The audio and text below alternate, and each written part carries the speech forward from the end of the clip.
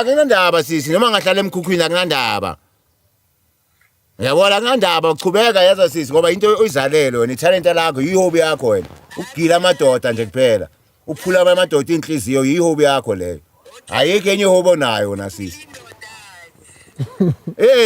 Yazi ngaba kwigama athi ugila indoda vele wena. Ngoba uyagila.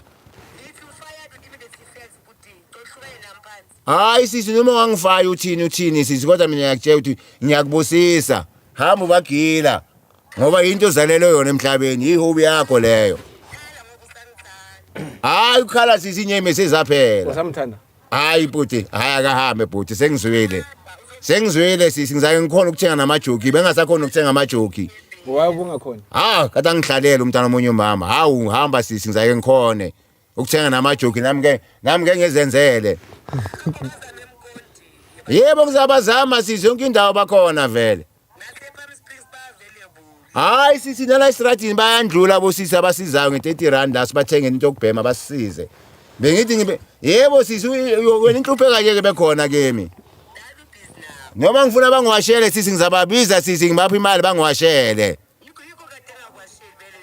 Angithi bowayibosha umthetho yale ukuthi bangangicoma amantombazana ngithi.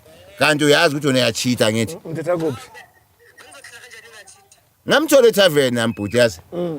Umthola tavern. Sahlangana eGugulete tavern lapha ePhapho na bhuti. Mina ngazibona umntana omuhle, ome kahle. Kanje ngisifake enkingeni. Yo.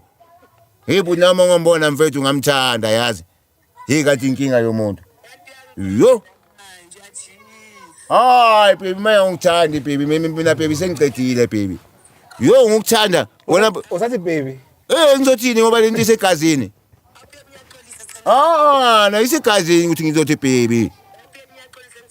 Yakuxoyo nesiqhubeka mntana sekhaya ubagile yo. Mina sengikhathele ukugilwa uwe mina. Ungamlahleli mina ngithi vele into ethi ujwayele ukuthi uyamlahla nibuyelana ngithi into enijwayela ngithi.